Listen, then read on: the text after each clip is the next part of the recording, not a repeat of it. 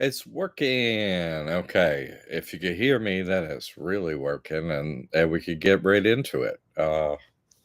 Anyway, God bless you. Um, if everyone listened to the truth, what I have to say in here and stuff, I know it's not easy work to be listening to the truth, to be interested in the truth. So, um, God bless you. God help you. God help us all trying to achieve, you know, reunification. I'm like, oh, you're still one with God. Oh, yeah, but I'm here though under the dome. Uh, yeah, Alan. Thank you, man. God bless you too. And every name that supports our ability to get back home to God, Jesus Christ, Mary Baba. Absolutely. Um, so interesting things going on all the time for me. Uh, but let's get into what we got to talk about here today, okay? The name game, because we got so much involved with this. What? It's just, it's so much, Uh, our identity, the name, other individuals' identity, um, identification, so many things, and oh, I appreciate that.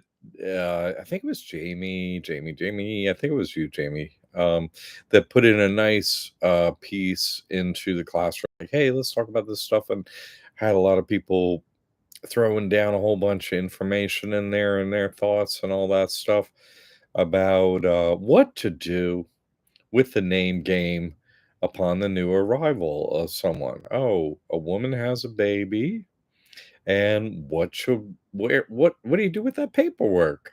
Birth certificate, that whole thing. Once you find out about the trust and everything, it's like, what? You know? So, and then to the name itself, like, okay, there's that process, but then there's just the name, like there's just a lot involved with this. There's so much, really. In fact, to say something isn't involved in this is no, this is really is like an octopus that touches everything. All right. ISO Jetpack. I love it. It's such a great name. I give you such a hard time when you shut up with that name. And you're still here, so that's all good. Um, Good to have you. So a lot of people had a, you know, great input on the whole thing is what I'm saying during the week when I said, "Hey, you know, throw down what you got and let's talk it down, let's think it through, and let's get to past all the details and what's the single sort of principle at work here behind everything." So we're gonna have to slice and dice a few things in here uh, to get to this answer. I think that if we do that, then we'll see a lot of disentanglement. Mirabal was what do you say about sun scars? Perfect masters, like sun scars are like a ball of yarn, and perfect master doesn't cut. No, like a knotted up yarn. Perfect master doesn't cut it. He just unravels. He straightens it out. Okay, let's get the yarn untangled. Like that's the way he's described that process. So untangling these knots that seem to be touching everything. So if we find a knot that's touching everything, wouldn't it be great to untangle it, and see what's behind it? And then so many knots become untangled, not just for the individuals involved in the process of the name game and someone coming in, but also for the individual coming in, and all the tendrils that reach out into the different generations of everyone supporting a new birth and just, friends, family, mother, father, the loved one, on and on, the animals in the house. Like it's everything, it's everyone. And in my work, oh, Frank and Gina, all right, Jay Baba, glad you're here. In my work, I have seen God just if there are actual children involved in some, delicate or difficult or whatever situation, that's when the miracles happen. So, it's a really important point to God is children and this whole entanglement we find ourselves in. It's an absolutely incredibly important topic. Hold on, let me read this. Jack, during this time and in the next few months, there will be influx of capital gains, taxpayers, and they will be coming your way. That's good. Oh, well, if that happens, that's good. Which reminds me, gossip support this week and this month and Subpo family. I really, I mean, honestly, would I continue this work without the support? I mean, it's just, I don't know, maybe. But your support is invaluable. Kelly gave support this week, and I know that's not easy for her, so thank you, George, your support. And you know, everyone is a lot of people have been very supportive, and I'm just saying I appreciate that. So, thank you for that thought, and let me just send the thought out there to all y'all. Like you know, so it's just a joke. I don't even want to go through what I have to go through. Fee Moore's here today, you know. Ah, but I'm going to focus on the informational principles that need to come out, and there'll be a reaction to it. Seems like there always is. Okay.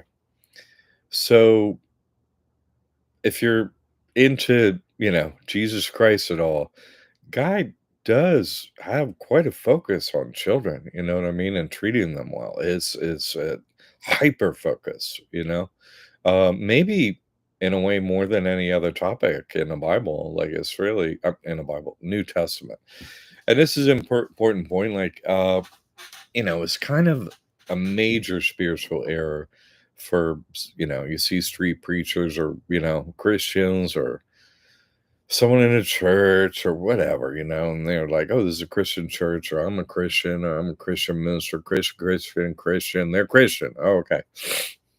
And then they start to explain things from the Old Testament, and it's like, wait a second.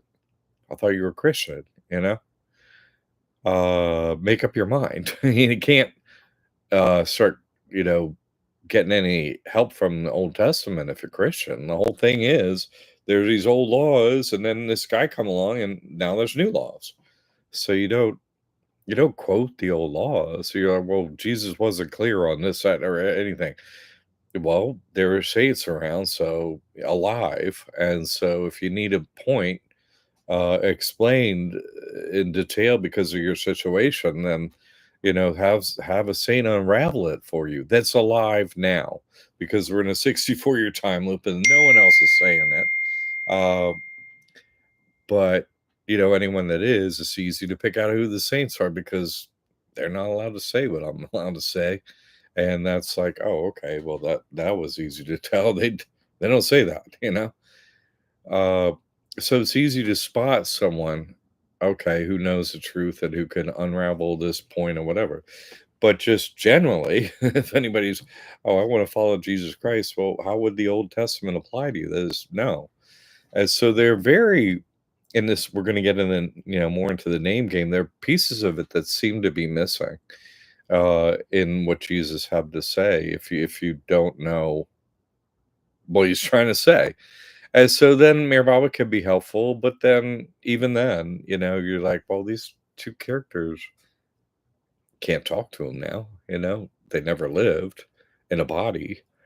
Uh, but they're real over there in the ether somehow, and they exist by a God. So, uh, and we can't get answers if we're connected to them and stuff, but it's not easy. You have to, okay, like here's my situation. I need an answer to it. So, these parables and these things said by Mary Baba and Jesus Christ is super helpful, obviously, but then can we get them down to a common, understanding so we can live our everyday life, today, not in the past where they were a part of a script that, with people and situations and so on that never happened.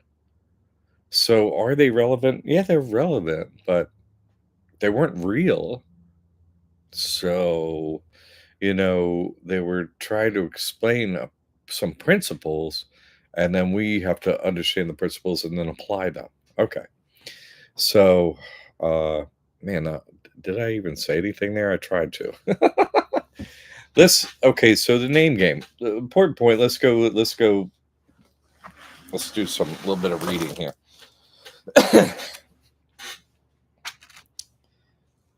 I'm really interested in Matthew chapter 19, uh, and what's being said in there.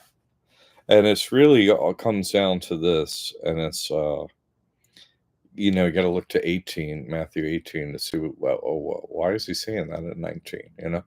But let's go to 19, 14, Matthew chapter 19, uh, zone 14. But Jesus said, "Suffer little children, and forbid them not to come unto me, for of such is the kingdom of heaven." That's kind of explains the whole situation right there, right? Now we can get back into 18, and it's just a sort of a explanation of what that meant in 19. So he was a short. Oh, this is what you're supposed to do. And in 18, uh, it starts off. He's sitting there, and he calls a little child to him. Jesus sitting there and calls a little child to him. So let's start it off in the beginning. 18. At the same time came the disciples unto Jesus, saying, "Who is the greatest? Who's the greatest in the kingdom of heaven?" Mirror, mirror on the wall, who is the fairest of us all? And Jesus called a little child unto him, as set him in the midst of them, and said, "Verily I say unto you, except ye be converted and become as little children, ye shall not enter into the kingdom of heaven." It's really whoever shall humble himself as this little child, the same is greatest in the kingdom of heaven. And whoso shall receive one such little child in my name receiveth me.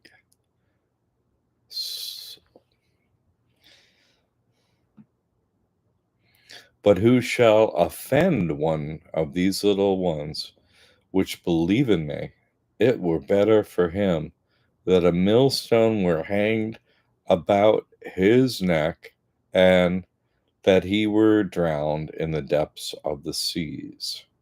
Woe, woe. There's a word.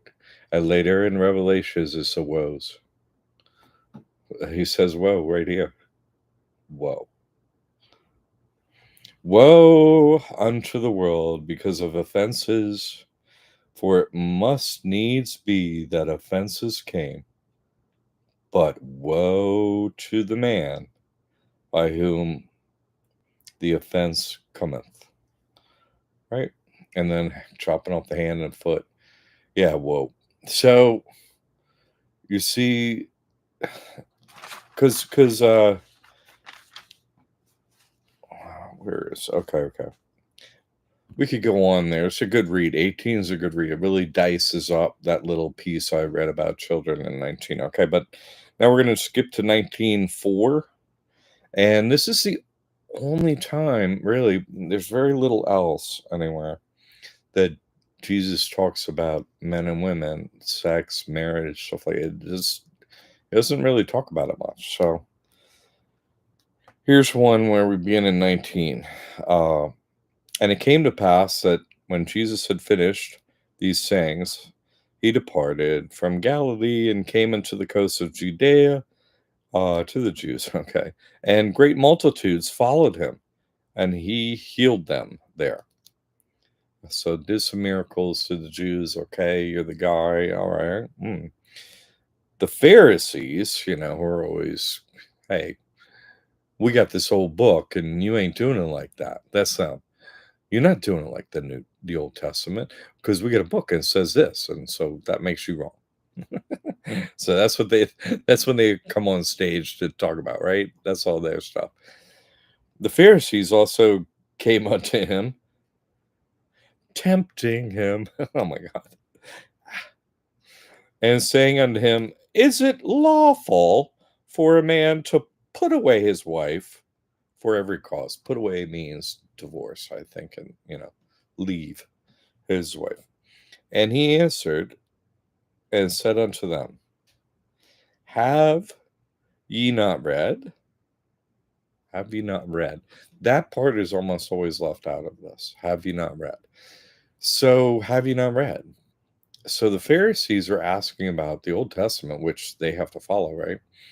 Because he's coming along and he's breaking all their laws. Like he said, no, that I'm the law, I'm the truth, and I can answer your questions, and this is the reason for it.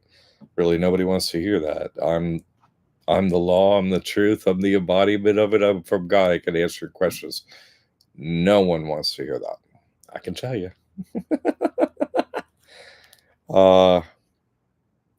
And he answered, right? Have ye not read, right?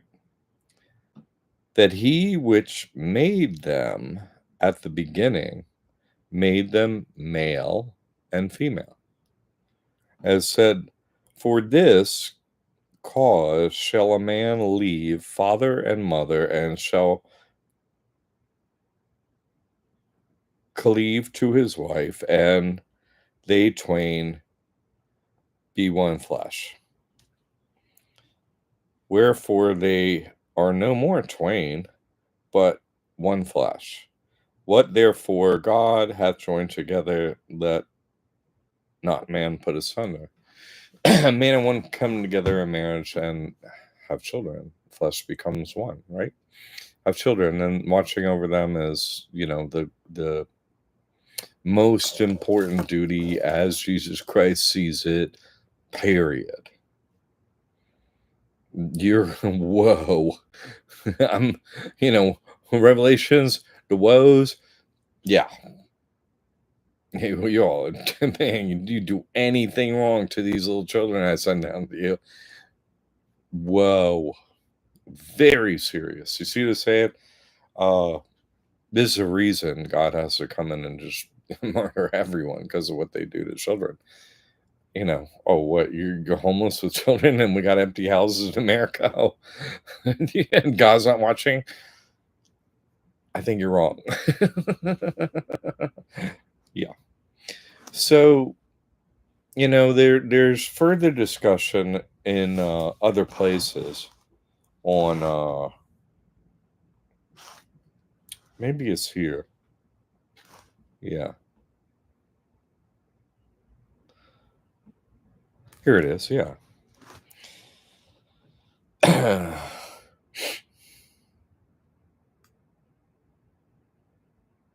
uh let's just keep going, okay, because I want to get up through 12. We'll just keep going through the section that we could talk about all the rest of the stuff we got to do with the name game. Okay. We have to read a little bear Bible too, my bad.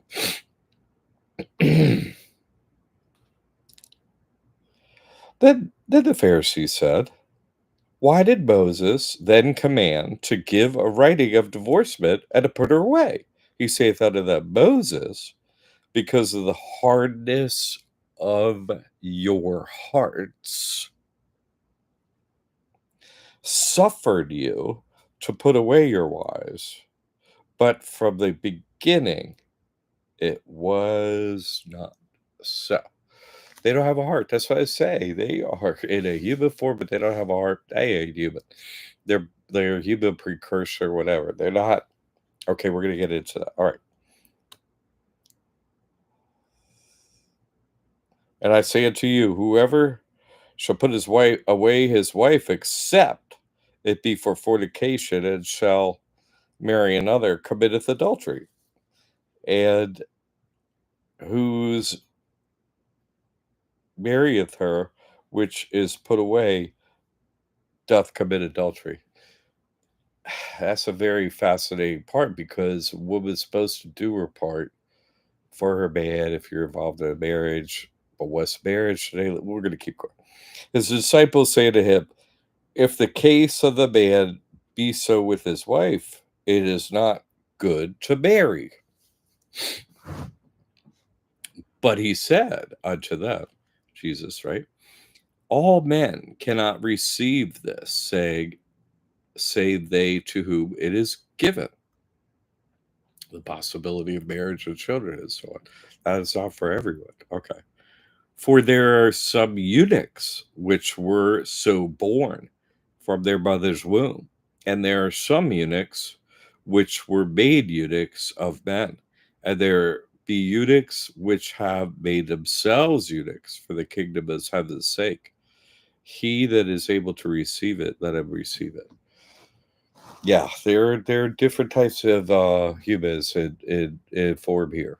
You know, one's working directly for God that seem to be humans in art, right? Just say, you know, there's different categories of people here.